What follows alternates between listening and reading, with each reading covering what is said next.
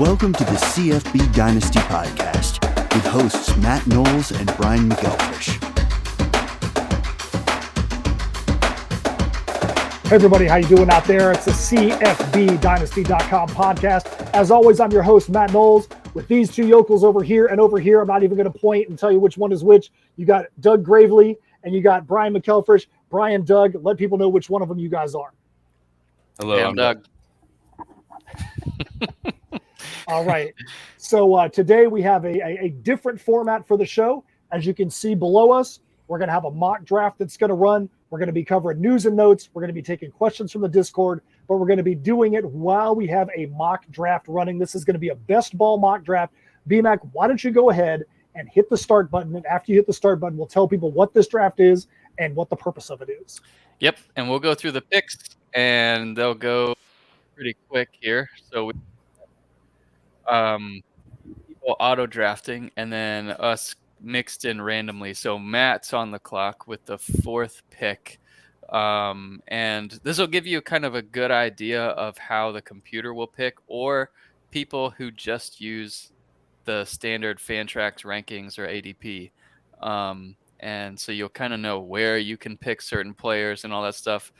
Doing a live mock draft on Fantrax, there's always live mock drafts that you can enter for different sports, and typically a few hours separated. So if you got a boring workday ahead of you, join a mock draft, and that'll make it go a lot faster. So the first few picks we have here, Cameron Dial-Up takes Caleb Williams.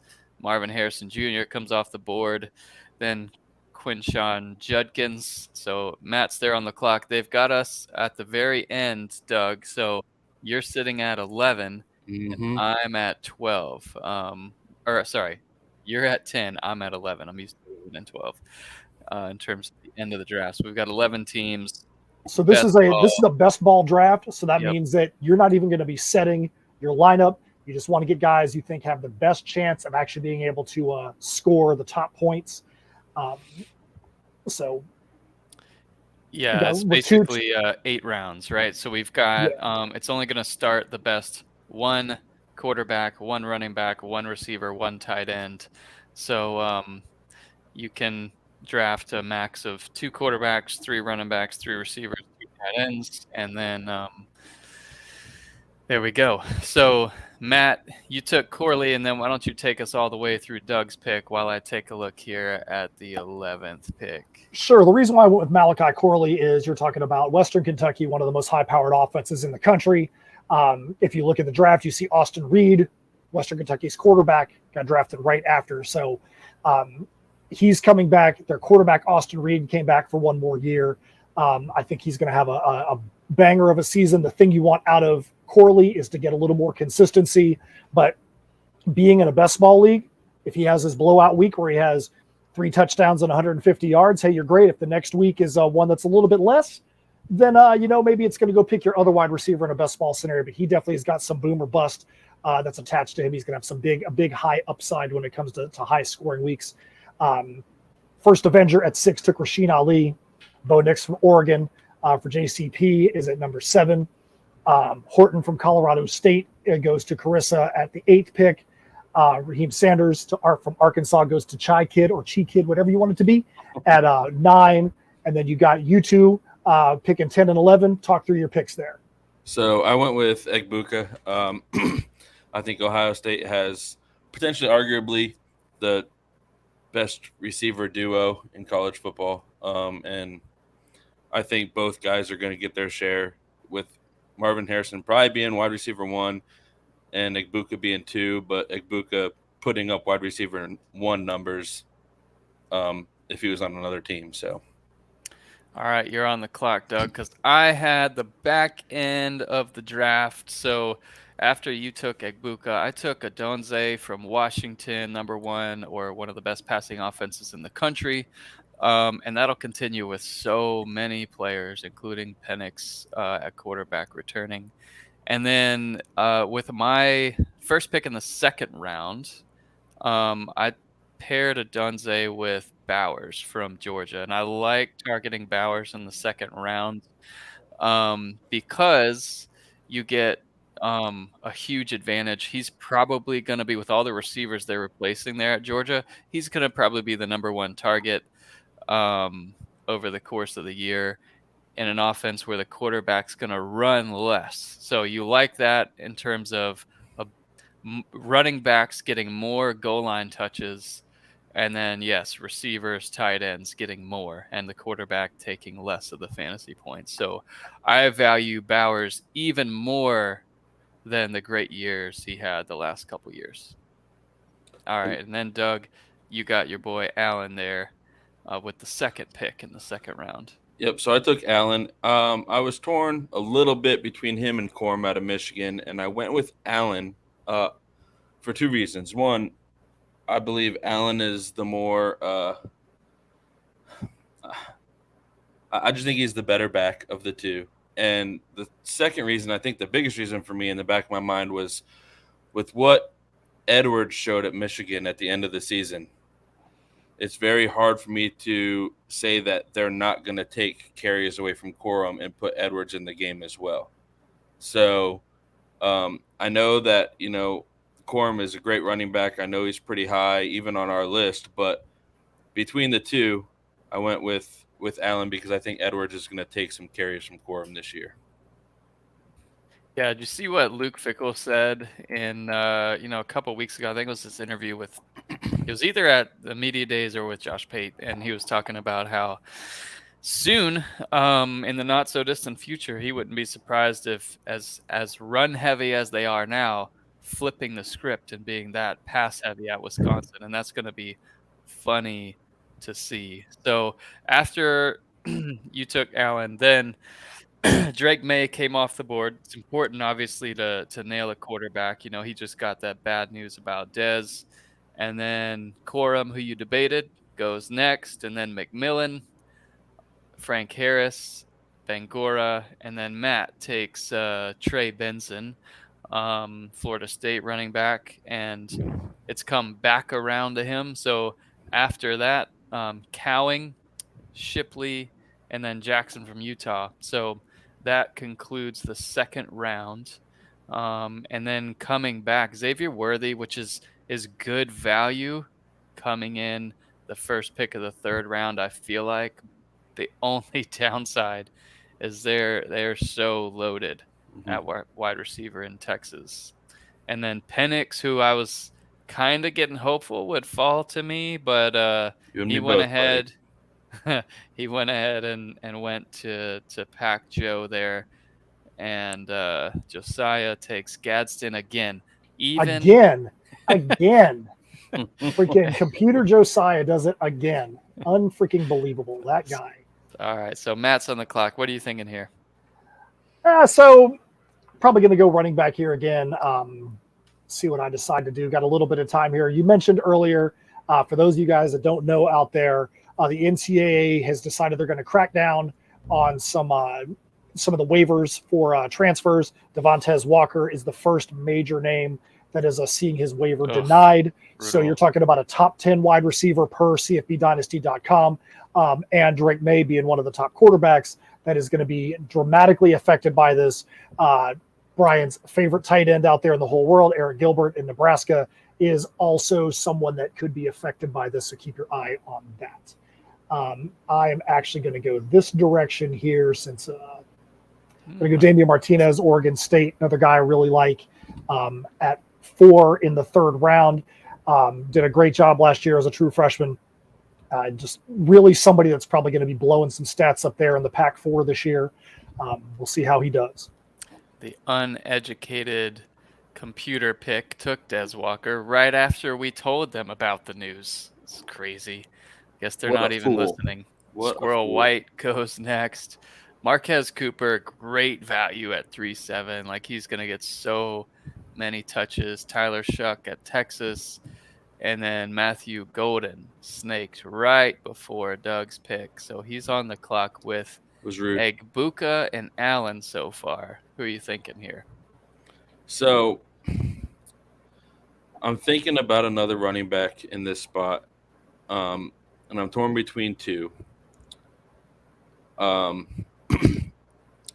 But I'm going to go with Frank Gore out of Southern Miss because I believe he is the offense on that football team. The offense goes around him. He plays receiver, he plays running back. Sometimes he plays quarterback. So I just think he's going to get so many touches, and he has in the past, and I don't see that changing. Yep, no running backs for me yet, and that's what I'm looking at here. Although there's obviously quarterback is a need, and best ball you gotta nail quarterback. So really, 11-team league, you're looking at kind of quite a few quarterbacks that'll get drafted in this small mock here, very likely. So. One of the things that I'm going to kind of ride here is the assumption that Alabama is the wide-held of assumption or presumption of many people that Alabama is just going to be running the ball like crazy. So I will take Jace McClellan here. And then with back-to-back picks, I have another. So I've got one tight end, one running back, one wide receiver, kind of a lot on the table here. And I'm just, again, looking for value there. So Webb, I think LaDamian Webb is still available in the 4th round, which is kind of surprising if that's the case. He is. So I'm going to take him. I know, Matt, you had him on the regular team, and he was inconsistent last year, so I'm hoping that some of the volatility on his performance chart from week to week kind of smooths out a bit. But I love the value there. A couple senior running backs in this redraft league. You don't want young guys so necessarily because they're a little bit more volatile, inconsistent in their performance from week to week. So I'm happy with a couple proven juniors, a couple proven seniors here so far on my team. So I'm up now. I've got Allen, running back out of Wisconsin. I got Frank Gore. So my running backs are pretty much set. And I've got Egbuka. I thought about quarterback here, but there are some quarterbacks that I like that other people may not have, on their radar as much as, say, we do here at CFB Dynasty. So I'm going to go with another position that I think could help me gain some ground or, extend my lead in games.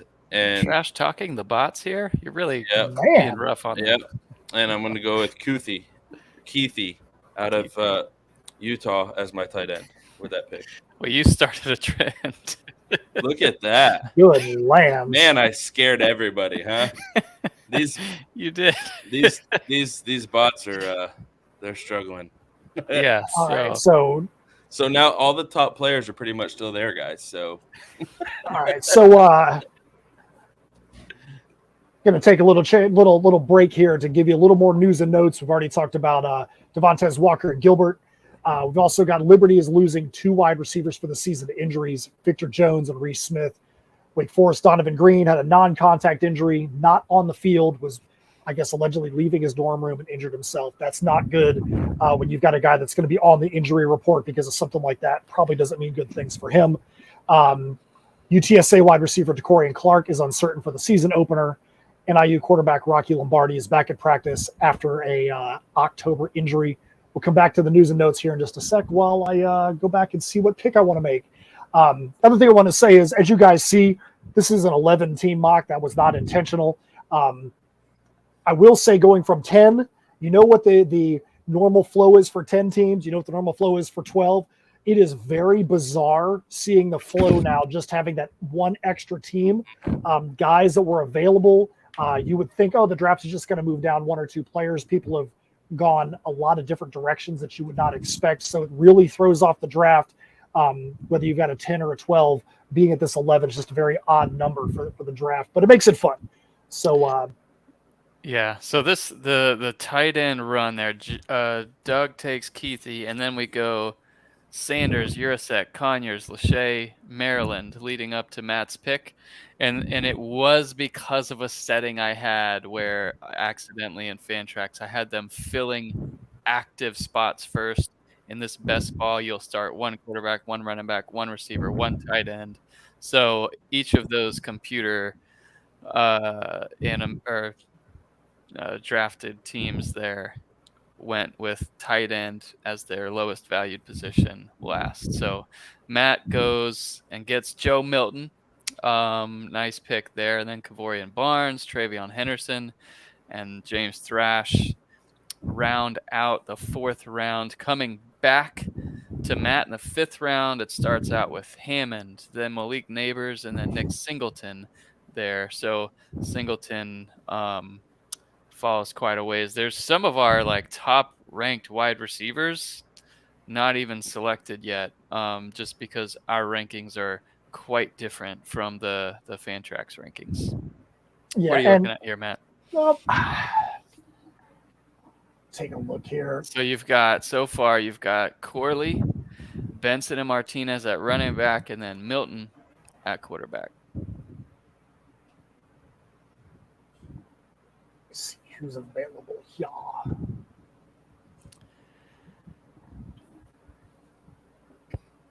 So, Doug, how do you think that the Devontae Walker situation is going to affect the North Carolina offense? So,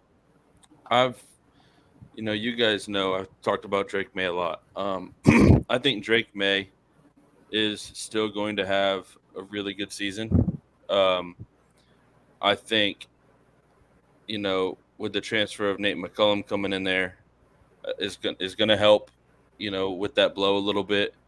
And you just hope one of these younger guys steps up, like Kobe Pacer. I think that's how you say his name.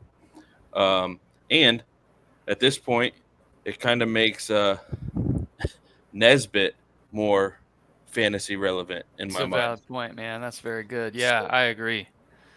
I agree there. So we got Doug on the clock. Matt takes Tet McMillan from Arizona. Then a receiver run happens of Burgess and Troy Franklin.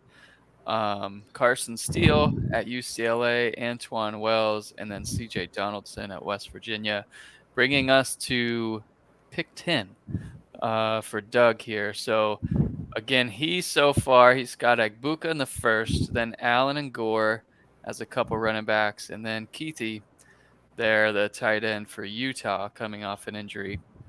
So who are you looking at here, Doug?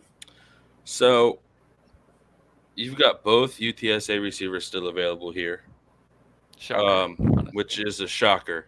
And how often were 3 of them in our top 15? Here's the issue for me is that Egbuka's got week 5 bye, and UTSA is on a week 5 bye. So I will not be drafting a receiver from UTSA, which really stinks, and it burst my bubble a little bit. So I think I'm going to go quarterback with my next pick, and I'm going to get a quarterback that I think is very dual threat, that can get me a lot of points, and I think the offense is just going to be really good this year. So, yeah, Jordan Travis, for sure. And hopefully we're wrong, but I think he'll have a great year too. I am going to take DeCorian Clark there because that's stupid value there for last pick in the 5th round for him to be available. I love being able to add him to my team. And then I'm going to take someone who could be just as good as the lead receiver in the SMU offense, falling into the 6th round, Curley. So, I mean, both of those guys I would have been happy taking a round or 2 earlier. So getting them here, love it. That's totally fine with me. I've got 3 receivers now, and I'm feeling great about them. 2 running backs and a tight end.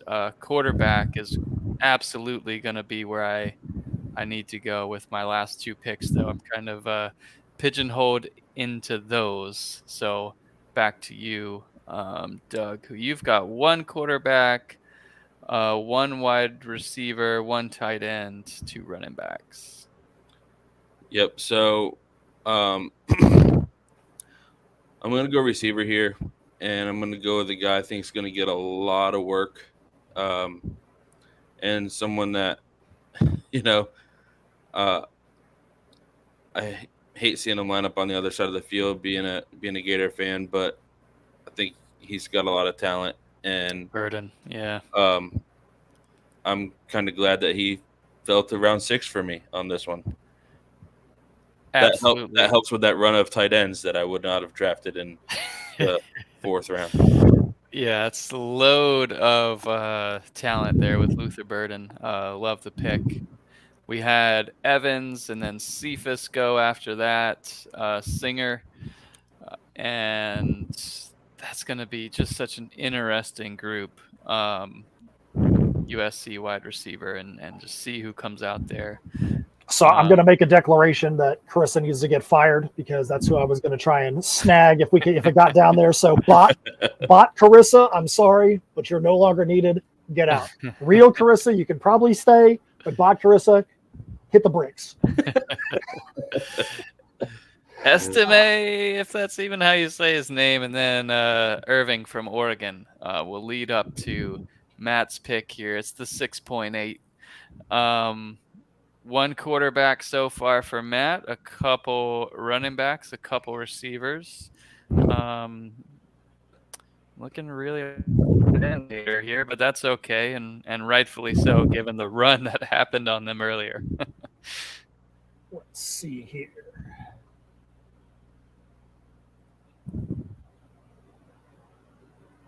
Where do I want to go? You know what? That's where I'm going to go. Ooh, Donovan Smith. I definitely would have taken him had he fell to me. It's becoming a really good pick, and you guys all know in past podcasts that I was not a fan of this guy.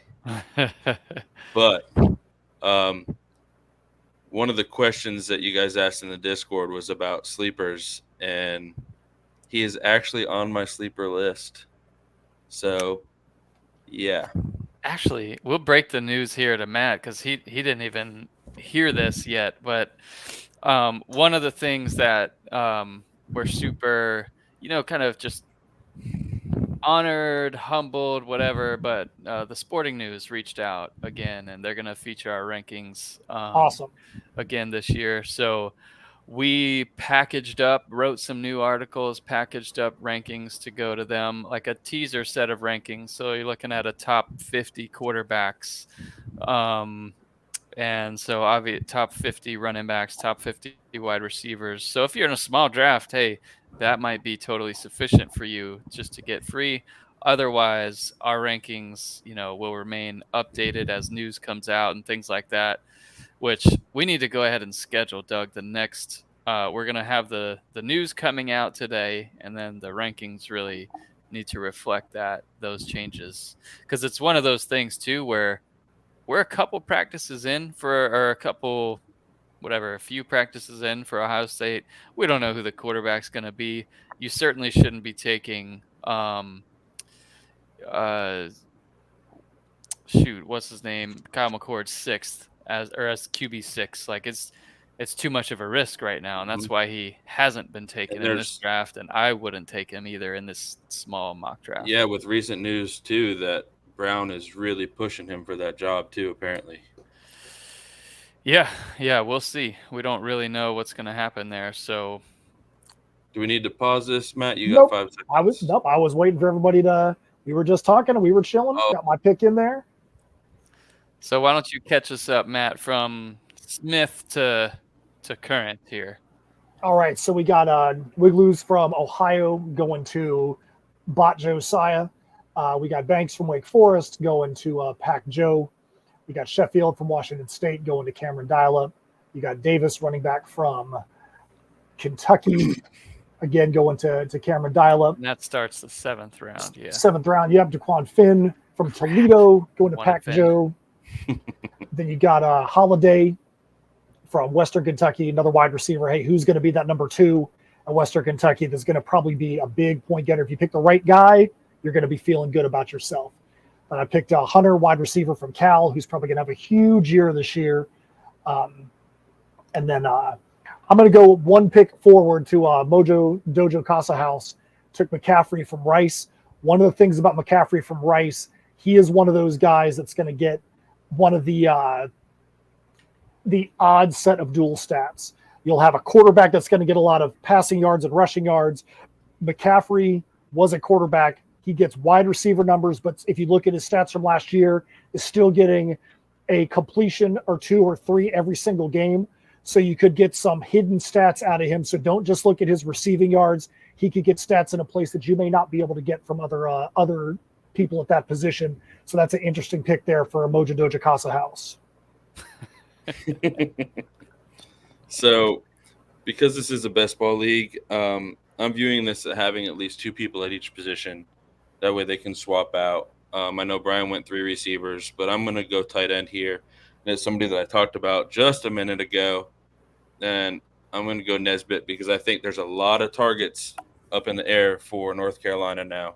Mm-hmm. And I think being 6'6" and already having established a relationship with May, I think that's where a lot of those targets are going to go.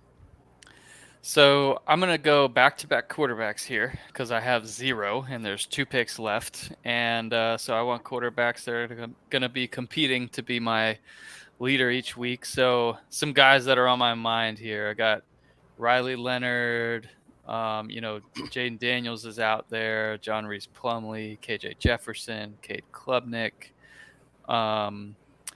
But the first one I'm gonna take is a dual threat guy, proven, massive bowl game to Michael Pratt out of Tulane. You horrible, horrible human being. Yeah. So how do you guys feel about their logo, by the way? It's just so different. Their field, I feel like it's awesome. I dig it. Talking about Tulane, yeah. Tulane's always fun. Yeah. So I could go Kyle McCord here. That's what our rankings would have you do, but and that's about to be adjusted. So, man, really looking at the difference between Riley Leonard, who is a proven guy. He averaged 29 fantasy points per game last year, and Duke with the ACC defenses and all that stuff. A Chandler Morris from TCU, who won the job last year before he got hurt. TCU goes on to the playoff. He's also a dual threat guy in a huge offense. Or Preston Stone. It's really difficult for me here, choosing between those 3: Morris, Stone, just don't or do Leonard. it to me again. You do it to me again, I'm going to go through the TV, to the monitor. So, I really. Morris has, they new wide receivers. Quentin Johnston is gone. I'm gonna go with the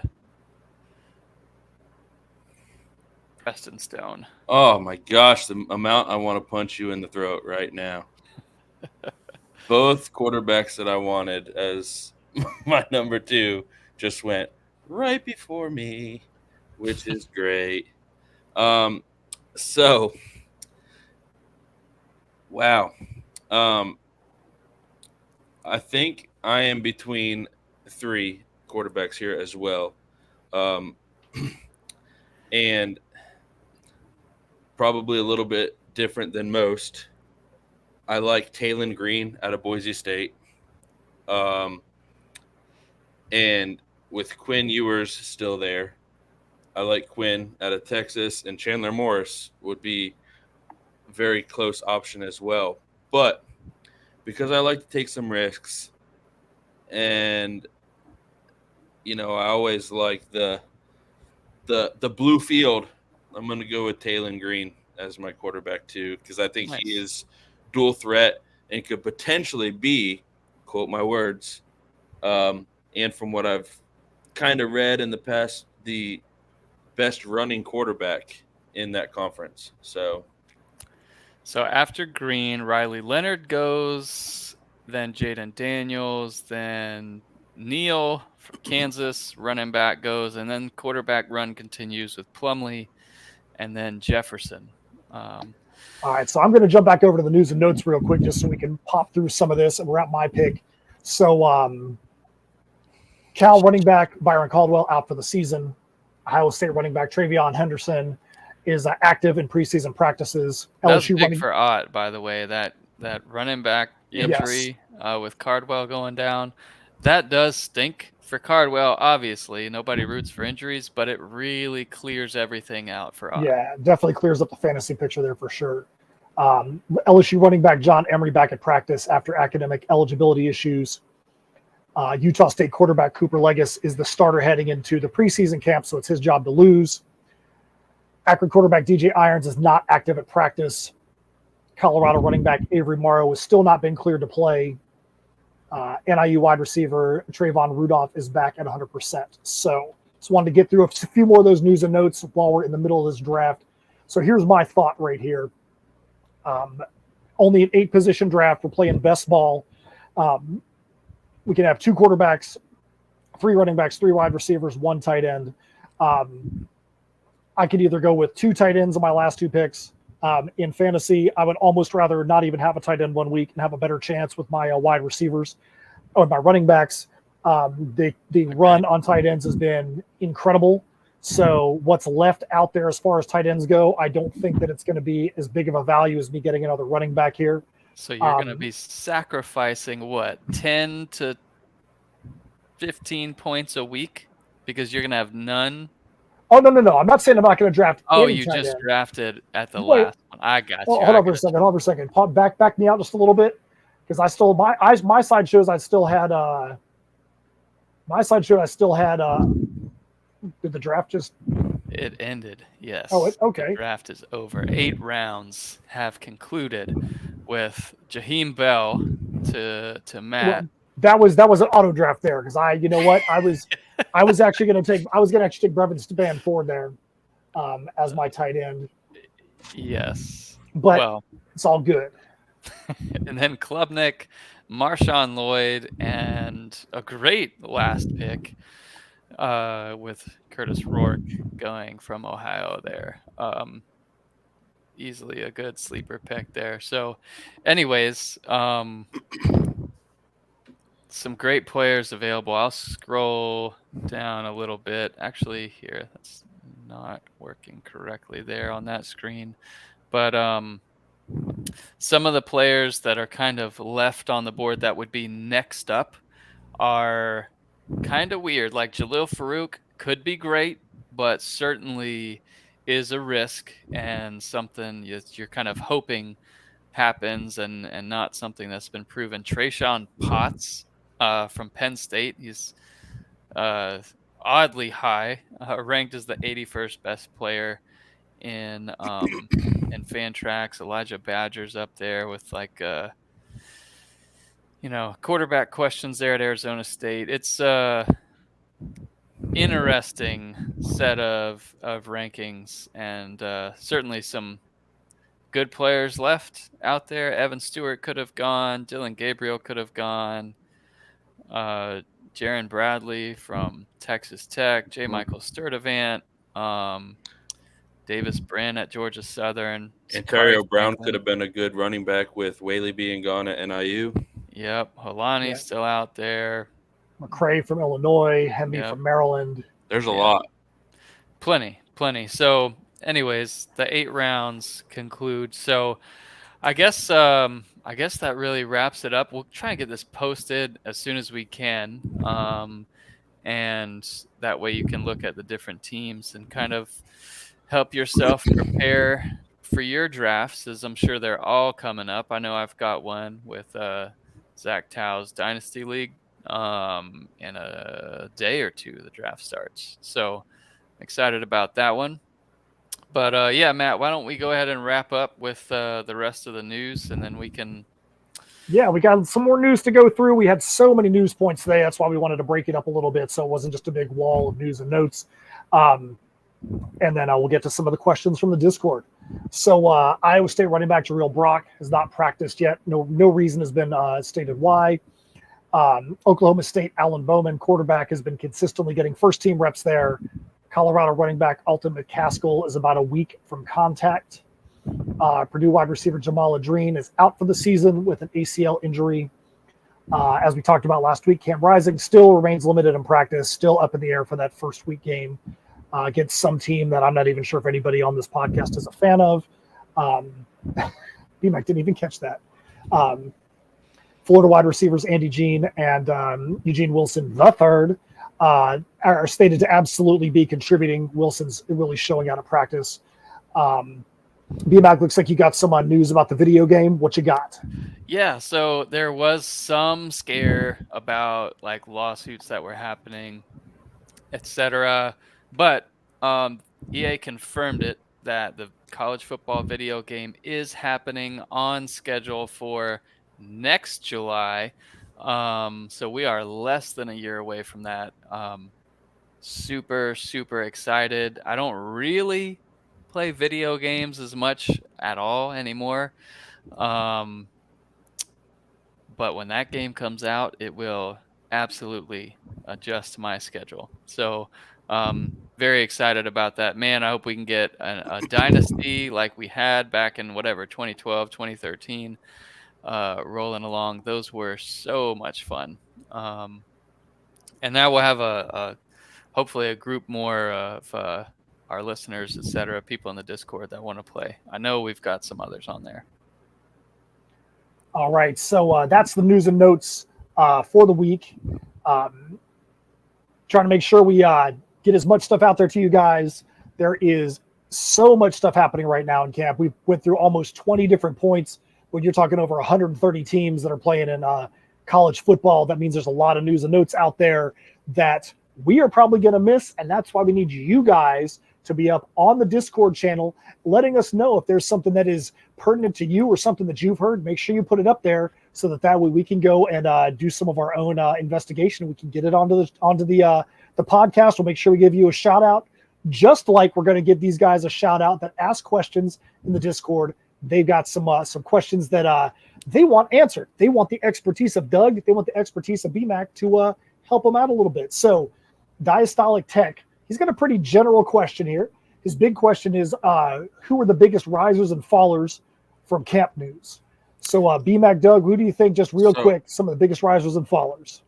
I'll just hit two real fast. And we talked about them in the draft. The two of the biggest risers, in my opinion, are Nesbitt out of North Carolina at tight end and the running back from California. Are the two biggest risers, in my opinion. Love those. Another one to add, Elijah Arroyo, is one we've talked about for a couple shows where he's been kind of spotted or identified by coaches as like potentially the best athlete on Miami. So with uncertainty at wide receiver and who's going to be the man, maybe it's not a wide receiver, maybe it's Arroyo at tight end. So you're looking at potentially great value there. And obviously the biggest faller right now is going to be Dez from North Carolina. Just getting the bad news. I'm sure there will be some sort of counter to that ruling that he's going to be ineligible this year for North Carolina, have to sit out a year. But as of right now, he's out. The thing that's crazy about that, too, if you've looked at the news on it, he was originally at NC Central. That's not even FBS. Never even played there because he was there during COVID. And they're still going to make that ruling against him because he was at NC Central for a year. And to me, it's just another example of the NCAA not being consistent with the way that they want to enforce rulings. I feel like that if they were going to put that notice out the way that they did, that they should have said that was going to go into effect after this year. But to do it after guys had already committed to transfer, I think was absolutely ridiculous. So I think if you look at the risers and fallers, we need to look at the fallout from that too. I think that you have to, and it's not going to be a lot, but you have to think Drake May is going to drop just a little bit with him losing his number one wide receiver. And on the flip side, there's going to be some wide receivers in North Carolina that are going to actually rise up the board. So that's going to be see who we hear is going to be Like taking over as wide receiver like one, I mentioned, I think it's in my mind it's undoubtedly McCollum's job to lose at wide receiver one at this point. I mean, but again, you could see a 2 tight end system there all of a sudden because they have some great tight ends. After Nesbitt, you could see these running backs that we argue about who's going to be number one there. You could see multiple running backs, toting the ball now. But it's going to be exciting to see what happens in North Carolina. But I think as far as receivers go, in my mind, it's got to be McCollum's job now to lose.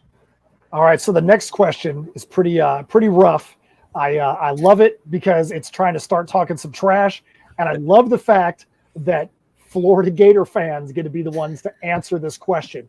Avant Gardner says, how many games into the season will we be before people realize that the offseason hype for Florida State was completely unwarranted? Wish I could throw the schedule up on the screen here, but just week 1, it's LSU and FSU in Camping World Stadium in Orlando. Not the best location if you're traveling to that stadium, but they might have done some renovations then. So after that game, which you expect, it's going to be kind of a small spread. And I think it's going to be a slugfest in that game. And I think, I think it's going to be a fight. If LSU somehow was to beat FSU down, that would be the only thing that would make me think, oh, maybe they're a fraud. But I don't see that happening. I think with a veteran quarterback play, and as long as everybody's going into that game healthy, I think that'll be a good game. And then you get Southern Miss in Tally. It's got to be a beatdown, you would hope. At Boston College, a lot of change happening there. If Florida State obviously drops one of those 2 games, everything shifts as they go at Clemson and then into a bye week. But otherwise, they kind of have some middle of the pack teams. You get Virginia Tech and Syracuse before you take on Riley Leonard and Duke, then at Wake, at Pitt, Miami, North Alabama, and then they close out the season in the Swamp November 25th. I think for Florida State, especially with what's going on, and we'll go to the next question here in just a little bit, I think Florida State, more so than any season in recent memory, really needs this year to not be the year where they just completely tank it. There's been so much talk about conference realignment and Florida State flexing their muscle about how important and relevant they are. It's going to look really silly for them to be making all this talk and then go in and have a lackluster season. That's not going to help that out at all. Honestly, maybe that's a good thing, because I feel like that the insanity of what's happening with the conferences, what takes us into our next question, maybe we need some of these teams that are running their mouth. And that doesn't mean that the players are running their mouth. It's the administration that is. Maybe we need some of these teams to take a step back a little bit to maybe get some sanity in the conference realignment. And you look at their top 2 toughest games being LSU and at Clemson, both in the first 4 weeks. If they drop both of those, they've got to run the table. If they drop another one, it's a disappointment, and they will miss their over/under win total for the year. I think it's 9.5. I think I could be totally wrong. Florida State, I thought was 10.5. That would surprise me. But if they drop those 2, they have to win out, and they couldn't take a loss to Pitt if they're not able to stop the run. They couldn't take a loss to Miami if they get things going there. That would be the only scenario to me where I could see them faltering or looking bad going into the bye week at 2-2 with wins over Boston College and Southern Miss and losses to the 2 teams that they're equal to. All right, so we're going to move on to the next question. And this one, we could have an entire podcast on this.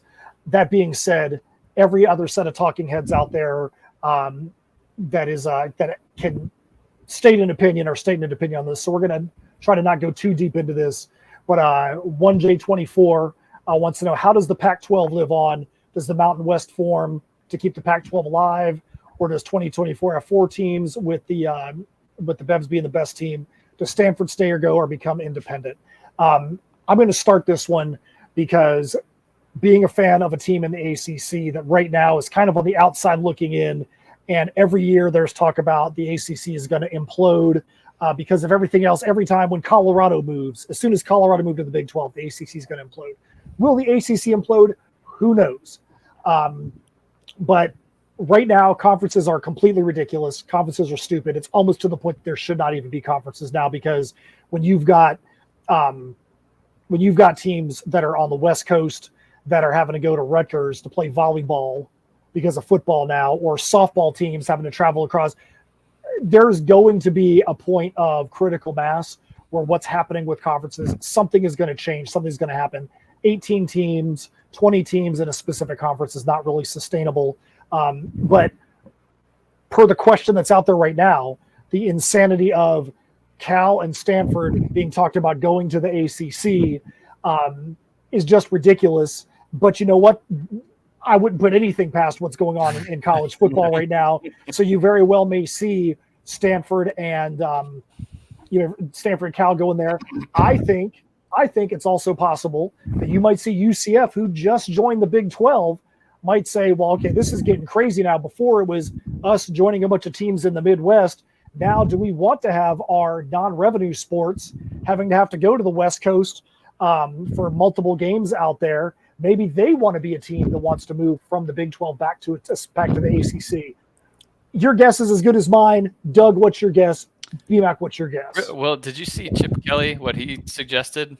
I'm not sure. In making it just kind of like the NFL, just split into a couple divisions. So there's basically where there's like the Power 5 would be one division, then the next 64 schools or whatever would be the second division, and then you would keep it regionalized where it's like NFC West, NFC East kind of stuff, pretty much like the NFL, but with a little bit bigger divisions, and then the playoff like we have coming up. But I mean, it makes sense. And the one thing that I hate is losing the regionality.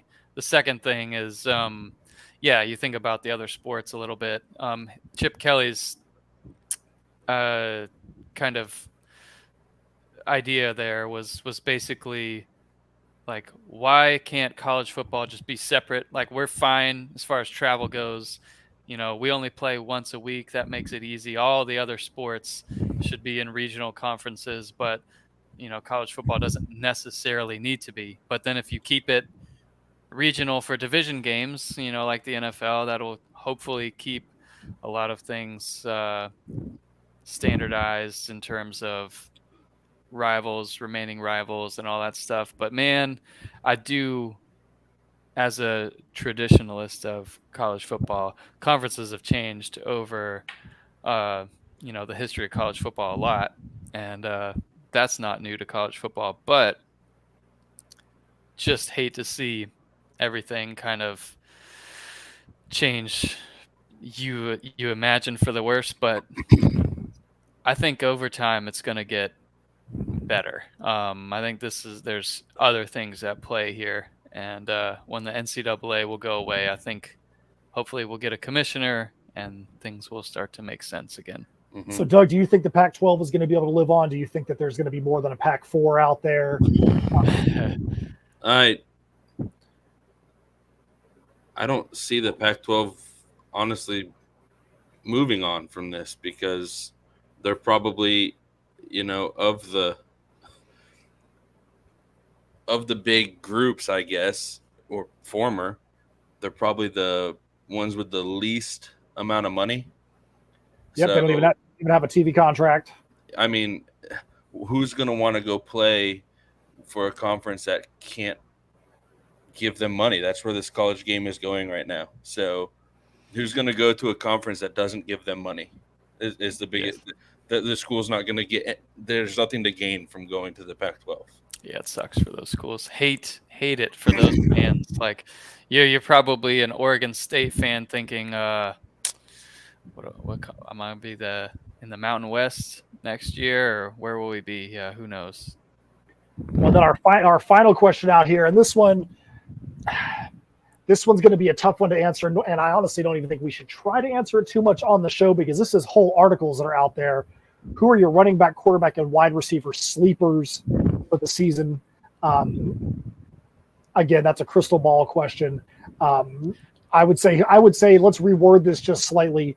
Who do you think are the guys that have the biggest potential to blow up that may not be getting that press right now? So, like Brian was saying, hold on. How is that question any different when you reworded it? Well, because if you say it like that, I know it is, but I'm just saying, if you say it like that, every site out there has got a sleeper article that's got 30 guys listed in there.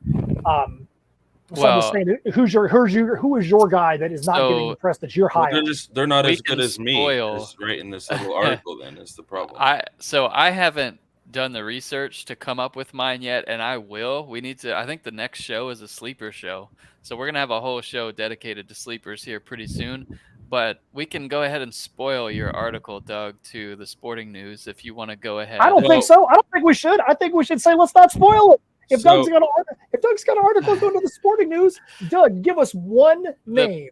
The people like Brett, though, the people like Brett who are here 53 minutes into the show, right? Our family, we should go ahead and spoil it. I feel like. So my idea of spoiling it, and Brett might not like this very much, but my idea of spoiling my list was I was going to give one player from each position. Go for it. So it doesn't have to be the number one guy; it could just be a guy. And they're not listed number 1 to number 4 or whatever, but. So, and I'll throw this quarterback out there because I already mentioned him briefly in our draft. Donovan Smith is one of my sleepers at the quarterback position. The coaches really like what he brings to the table there. He's got experience, and you've got to like a quarterback who is playing for an offense that averages nearly 300 passing yards a game over the last 5 years. You can't not like a quarterback in that position. He's ranked too high, and I just want you to say that difficult name. What about the Minnesota guy that you have listed on there? Oh, Athan Kalikmanis. And if that's wrong, sorry, buddy. I think it's probably Athan, but yeah. Athan, whatever. But yeah, he's on my list too, and I won't get into that very much, especially with us having a sleeper episode coming up, and with this article going to the Sporting News. I don't want to make the article kind of like, at this point, blah, I already heard all this before. So one of my running backs is I'm going to say Raleek Brown. We've posted him on Twitter before. He's, training in the slot receiver position, so he's going to get touches. And I think you could see a downgrade in Jones and Lloyd at USC if Raleek Brown makes the most of his touches. Then at receiver, I've got TJ Sheffield from Purdue. With both Jones and Milton leaving Purdue, going to the NFL. And then I think it was in our news and notes, the other receiver at Purdue is out for the year. So Sheffield's going to be the guy at Purdue for me. And then at tight end, somebody that we've mentioned before is Nesbitt is going to be my sleeper tight end. But again, in that article, there's more players than that, and hopefully you guys will read it. I mean, we'll see what happens. All right, so that's the end of the show for today. We had the mock draft. We want to know what you guys think. Who do you think got the best mock draft in a best ball format from the bizarre 11-team draft that we have down there? We want your questions up there. Again, thank you guys for going up to the Discord channel and giving us your questions. But most importantly, this is draft season. You guys want to have a leg up on your competition. make sure you go up to CFBDynasty.com and subscribe so you can be up to date on all the information so that you can go and have a leg up on your draft, and you can hopefully go and win your championship. B-Mac, Doug, you got anything else you want to say before we wrap it up for today? No, That's all for now, man. Appreciate it. All right, guys, we'll see you next week right here on the CFBDynasty.com podcast. See ya. See ya.